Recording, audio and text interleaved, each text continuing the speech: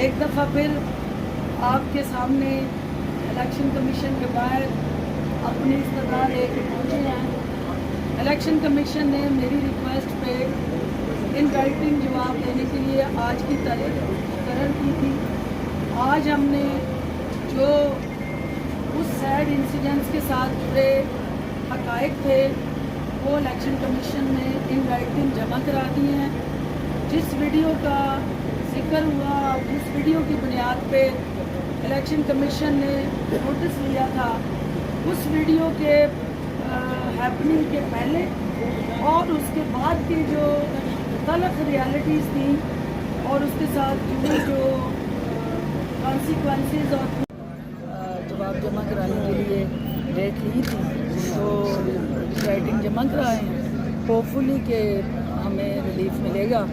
چونکہ جو حقائق ہیں، جو ویڈیو جس کی بنیاد پہ وہ دکھایا جا رہا ہے، وہ ویڈیو کے پہلے کیا ہوا، ویڈیو کے بعد کیا ہوا، وہ چیزیں مسنگ ہیں۔ صرف وہ کانٹینٹ جان کے فیبریکیٹ کر کے دکھایا جا رہا ہے جو کانٹینٹ نہیں ہے، یعنی تین چار دفعہ ریپیٹ کر کے، تو وہ ایک نیریٹو، ون سائیڈڈ نیریٹو چلایا جا رہا تھا۔ تو جو اس سے پہلے کے حقائق تھے اور اس کے بعد کے حقائق تھے وہ ان رائٹنگ ہم نے دیے ہیں، تو ہوپ فلی ٹروتھ ول پرویل۔ آرڈر آج بتایا گیا کہ آرڈر آج جاری ہوگا، اور کیا آپ نے تحریری جواب میں بھی معذرت کی ہے؟ میں نے ان کو جو ریکویسٹ کی ہے ان رائٹنگ، وہ ایک ہی بات کی ہے کہ وہ حقائق دیکھے جائیں جس کی بنیاد پہ یہ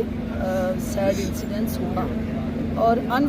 یا فوکس کر کے کسی کو ہیوملیٹ کرنا یا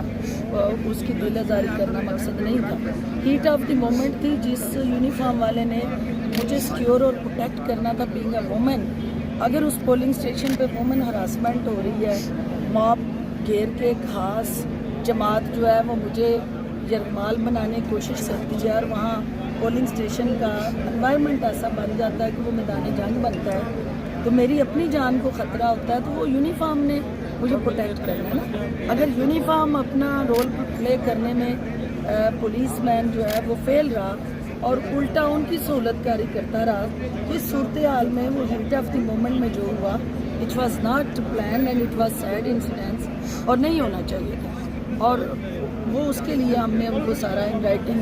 بیک گراؤنڈ اور اس کے ساتھ جڑے حقائق رکھے ہیں۔ آئی ایم شیور کہ truth will. Thank you. Bad incidents اس کو کہیں پہ بھی انکریج نہیں کیا جا سکتا،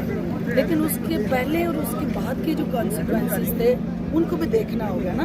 کہ ایک وومن کینڈیڈیٹ، فیمیل کینڈیڈیٹ مردوں کے اس معاشرے میں اس جگہ پہ پہنچتی ہے جہاں پہ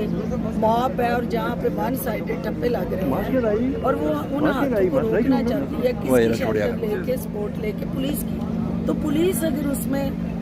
خاموش تماشائی کا کردار ادا کرے اور